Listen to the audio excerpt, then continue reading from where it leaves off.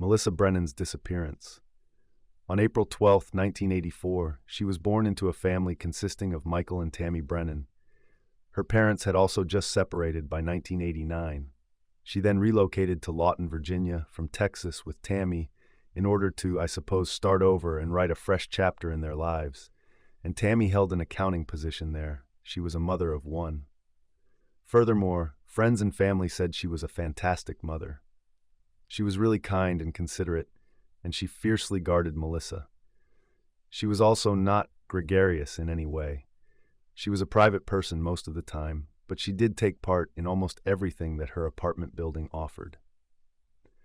They moved into the Woodside apartment complex in Lorton, which was a very large complex, yet had a close-knit community. It was quite social, and everyone was very friendly. They provided the residents with a very vibrant social program. Every Friday night, they hosted some kind of event. Additionally, there were parties and other special occasions throughout the holidays. Tammy felt very comfortable there, and it was a really beautiful, friendly environment to grow your kids in. Thus, on December 3, 1989, they held a Christmas celebration, which was attended by over 200 residents of the complex. And it was enjoyable, as you can see. Everyone was having a good time. The children spent the entire evening together, engaging in activities such as food theft. And Tammy was set to go at about 10 o'clock at night. All she wanted to do was wave her companions off. She then urged Mellisa to go gather her courage as I said her farewell and head off. However, Mellisa, her 5-year-old daughter, vanished soon after she arrived. Tammy was clearly panicking out.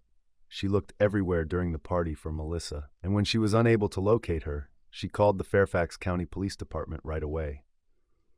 When the police show up, they obviously conduct their own search of the entire party and don't find anything particularly strange, with the exception of the furnace room, where all the utilities are located, where a window is open and leads straight outside, which is obviously not a good sign. However, they were wishing for the best at this time.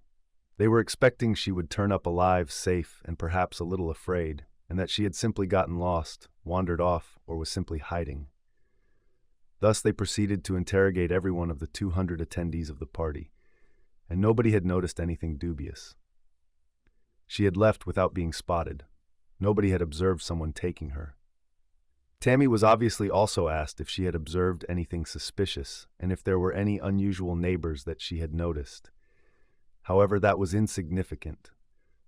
During her time living at that complex, she had never experienced any conflicts with anyone. Additionally, they investigated Michael, Melissa's father, who was in Texas the night Mellisa vanished. Thus, he was also promptly ruled out. Police then broadened their search. The closest area they searched was the wooded area that surrounded the complex. In addition, it was chilly. December 3rd was the date. Mellisa, 5, was outside and it was cold. They were therefore rather worried that she wouldn't be able to withstand these conditions for very long if she had wandered off and become lost in the woods. To their surprise, however, a number of partygoers and complex residents assisted the police in their search, and they turned up nothing. Mellisa was nowhere to be found, either within or outside the facility. They therefore made the decision to go and question each of the 400 inhabitants of the Woodside apartment building later that evening. They also made the decision to interrogate each and every employee. And Caleb Hughes was one name that kept coming up. The individual in question, a 23-year-old maintenance worker at the complex, had been at the Christmas party that evening. Several women had reported that he had been making inappropriate sexual advances and making them feel uncomfortable. As a result, his name had come up during questioning on multiple occasions. Additionally, a few folks mentioned that he had been chatting a lot with the kids at the party. Additionally, the fact that he was just touching the parents made some of them quite uncomfortable. And there was simply something not quite right about him. There was just something off about him. In fact, he had been talking to me about Mellisa as well. In addition, he volunteered to help Mellisa use the restroom if necessary. Gary thought this man was acting in a rather strange way. Thus, cops choose to speak with him. His house, which is barely 4 miles from the complex, is visited briefly by them. However, upon their arrival, he isn't truly at home. When his wife answers the door, she says, "Yeah, I don't know where he is." Furthermore, he arrives at his house at 12:30 a.m. After he arrives home, the police question him, asking why it took him 2.5 hours to get home, given his residence is only 4 miles away from the complex. And this man has no justification. He essentially responds, "Oh, that's why it took me so long. I stopped on the way home to buy beers," which doesn't make sense for a lot of reasons. First of all, buying beer doesn't take 2.5 hours. Secondly, at that time, alcohol sales in Virginia actually stopped at 12 in the morning. Therefore, he could not have actually purchased beer as he claimed to have. If the fact that he hasn't been able to provide an alibi for the past 2.5 hours and hasn't really tried here is even more concerning. Additionally, he reports to the police that he washed all of his clothes as soon as he got home. He had washed the clothing he was wearing to the party, so the cops went to check the washing machine. He's cleaning the footwear he wore to the celebration. He's cleaning the sheath around a knife and his belt. However, the knife has vanished from sight, and they think that's strange. You're washing your clothing from tonight, but why? That evening, as soon as you arrived home, a female vanished. Please explain it to me. Tell me how this works. This man responds, "Oh, in order to wear it and watch more, I had to wash it." And he didn't really have an answer for it. The police are like, "Yeah, right, that would make sense if you weren't washing your sneakers, belt, and knife sheath, and the knife wasn't gone." And for those of you who were thinking, well, this guy can't possibly get any sketchier, just wait till the cops examine the shoes and discover that the man has really attempted to shave off the sides of them. And they think, wow, this is pretty strange. Let's try some luminol. And to see him attempting to remove the hair from the sides of his shoes, even after washing them, there are still traces of blood on them. It was evident that he had blood on his shoes. After attempting to remove it, he thought it would be best to take precautionary measures. Permit me to wash them as well.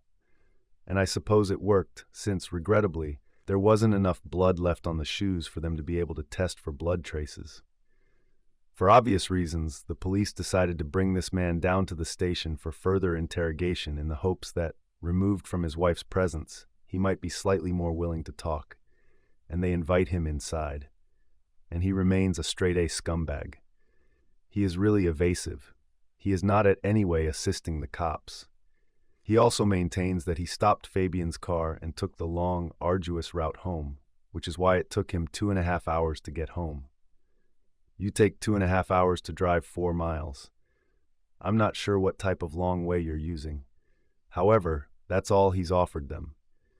He remained haughty and evasive during the hours that they questioned him. He said he had never seen Mellisa, never heard of her, and had never even met her, so he didn't even know who she was. And the police said, "Look, we can tell you're lying."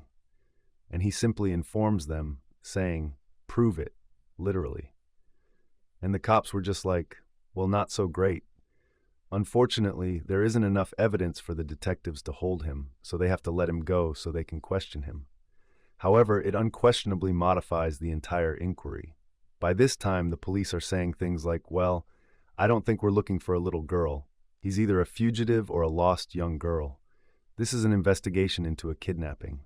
Thus, investigators decide to go back and re-examine Caleb's life while stepping up their hunt. She is also soft on him for some reason. I'm not sure what he's been up to behind her back. She has no faith in him. She actually went to his car and checked the mileage before he departed to go to the Christmas party. She even double-checked the mileage before he left the following morning. And in that time, he had covered 12 miles, which is obviously of great assistance to the investigators as it allows them to determine the search radius. That is, the maximum distance he could have driven that night. Caleb and his wife lived in northern Prince William County, which is 4 miles distant from the Woodside apartment complex where the party was held. Detectives thus pulled out a map, marked the spots with pins, and then took a length of string equal to 12 linear miles, tied the ends together, and covered the pins to determine, essentially, how far he could have gone before leaving the party and coming home later that evening. This provided them with a search area of 25 square miles. They thus received almost 500 volunteers. Along with military personnel, police, and dive teams, they also have planes and helicopters. Many people are out searching for Mellisa. They were able to see the lengthy railroad tracks that cut across the forest. They look in rivers and lakes. They looked in every place they could think of. They were given precise instructions on what to do in the event that they discovered anything they thought might be proof. Essentially, they were to leave it alone, not to alter it in any way, and to attach something little, like a little pin with a flag on it. A forensic team would then be dispatched to thoroughly examine that evidence. Along with printing and distributing hundreds of flyers with Melissa's image, they also went to Tammy and Melissa's apartment and collected some of Melissa's nightgowns, hairbrushes, and other items that would be useful for DNA testing. Additionally, they returned to examine the crime site, that is, the building where the Christmas celebration was hosted. The best room had an open window, as I had already indicated. Additionally, they discovered adult-sized footprints outside this window that led to a parking space directly next to the complex. There was only one set of footprints discovered, and those weren't those of any kids. They so conjectured that Mellisa had been picked up by someone, most likely Caleb. From outside this disappearing room, they had carried her to their car in the parking area, where they had put her right into the vehicle and driven off. It was a very touching news conference where Melissa's father, Michael, and mother, Tammy, begged for their daughter's safe return. They were obviously distraught. They were both exactly that. Of course, it's beyond my imagination. I implore you to call someone, anyone inform you, regardless of what has happened up to this point. If you can find out, I believe you should get in touch with a number similar to the one I spoke with. We adore you a great deal. Mama, please return to us. And if the person who snatched my kid can hear me, sweetie, please let her go. We adore her greatly. At the apartment complex, there was a candlelight vigil for Mellisa, and others decorated their cars with bumper stickers. In support, they wore yellow ribbons around town trees and in front of their homes. It really was a big case. Everyone in the community was talking about it, since anyone may have experienced it. Thus, a great deal of individuals found it frightening. Additionally, it was a very close-knit community. Many people who were close to Mellisa knew Tammy. It was just an awful situation. Any information leading to Melissa's location might earn her a $10,000 reward. Actually, it was only 5 months prior to this that a 10-year-old girl called Rosie Gordon was kidnapped while riding her bike, raped, and killed without anyone finding out who did it. And because she understood what she was going through, her mother met with Tommy to offer assistance. Although I realize that not many people can truly relate to it, I just find it incredibly touching that someone who has experienced something so terrible themselves can reach out to support someone else going through a similar ordeal and attempt to support them while they deal with that awful, terrible thing. Naturally, Caleb's probe went on, and the media widely publicized his public designation as the major suspect. He was placed under constant observation, and the FBI became involved as well. They went and searched his home, seizing a few items they believed would be relevant and bringing them back to the FBI lab for examination. In addition, they managed to enlist a grand jury, which mandated that he submit to blood and other forms of forensic testing, which the local authorities were unable to perform. They also investigated his past and discovered that he had been raised in a dysfunctional, abusive household. He had a lengthy history of abusing drugs and alcohol, a record as a juvenile offender, and an unsettling affinity to kids.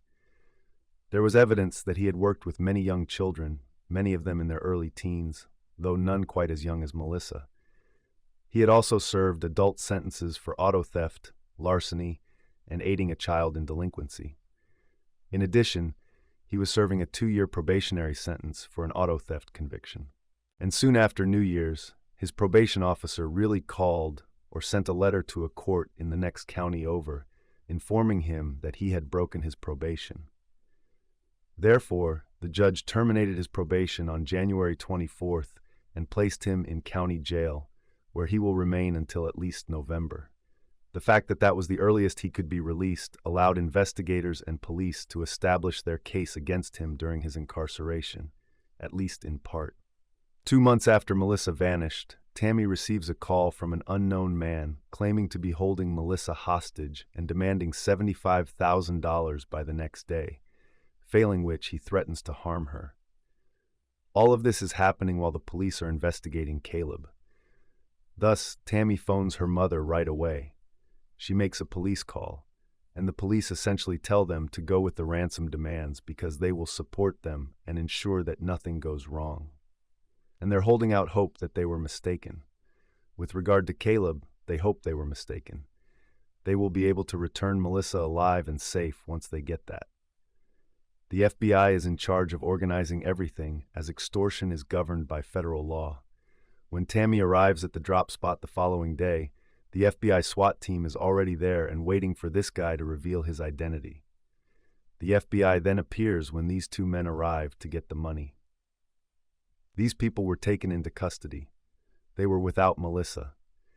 These were merely two roommates who chose to take advantage of a distraught mother in order to earn a fast cash from the local university.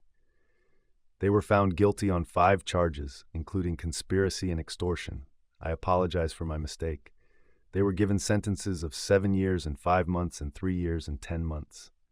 Following that whole bizarre and regrettable situation, authorities resume their search for Caleb and discover that the vehicle he was operating the night Melissa vanished actually belonged to his spouse.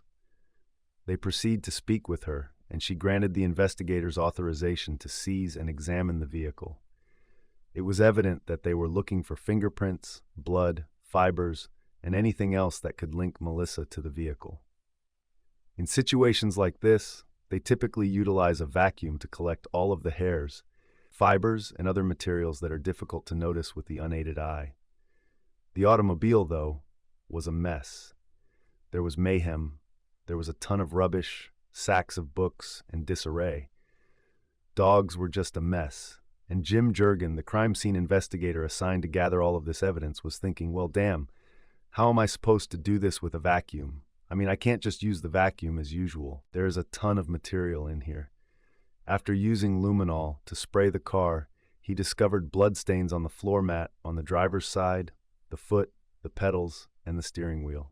Since he had shaved his shoes and they had washed them, it is evident that investigators took this blood sample to submit for DNA testing.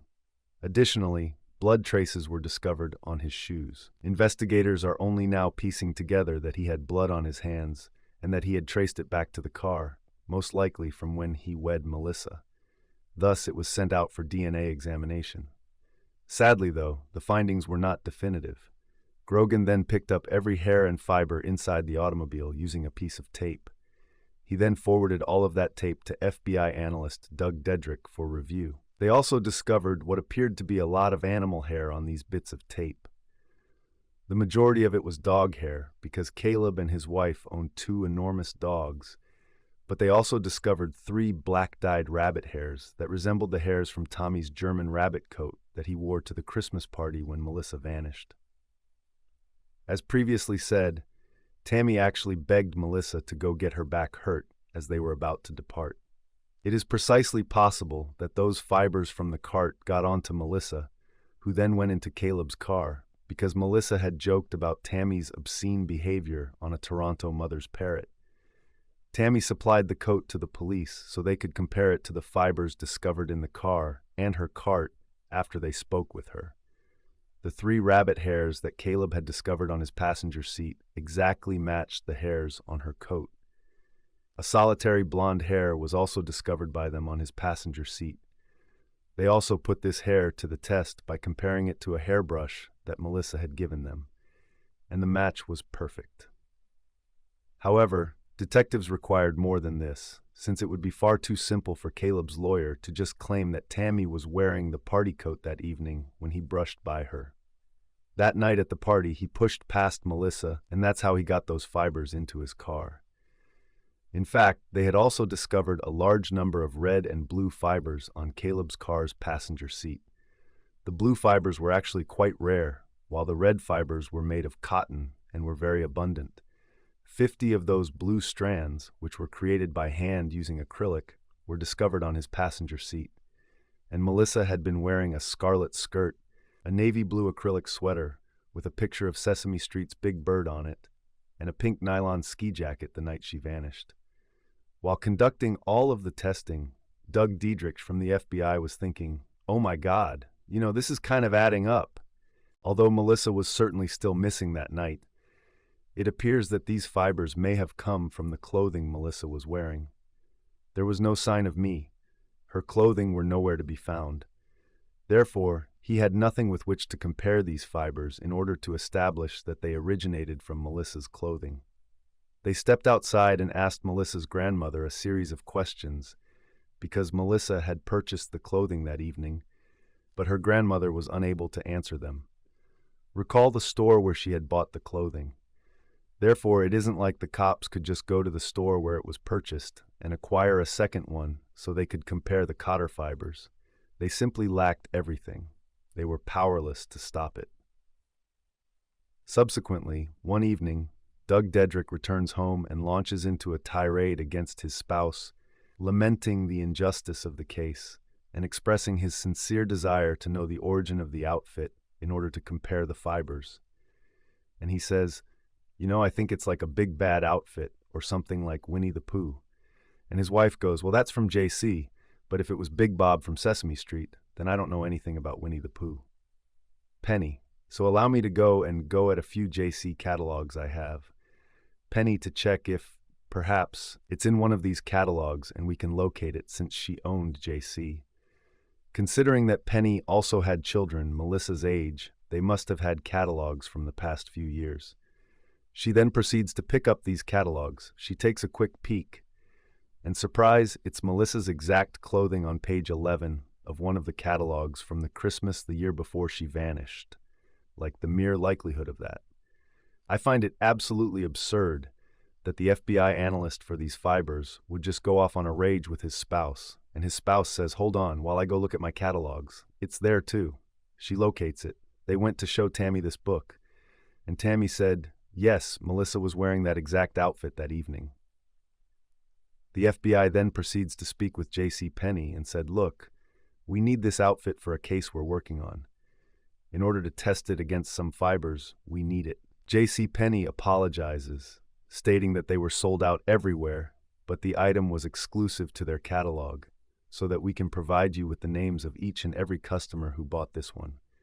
Within a few months, all 7,000 of these outfits that were manufactured were sold out. A father from Kentucky was among those who bought one of these outfits. He bought it as a present for his granddaughter. However, it had never been worn because it was the incorrect shot. He therefore forwards it to the FBI for review.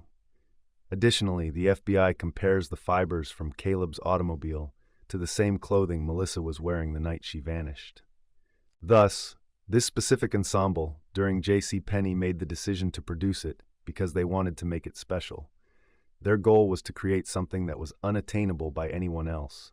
They were not content to utilize a simple dye. Their goal was to produce an entirely new hue. Therefore, they ensured that the dye was exclusive to them in order to protect their trademark. The color plum navy was given the designation 887. Additionally, they patented this dye and only applied it once to the 7,000 large, intimidating sweaters. Furthermore, Doug Diedrich discovered that there was a perfect match between the fibers in Caleb Hughes' automobile and the sweater.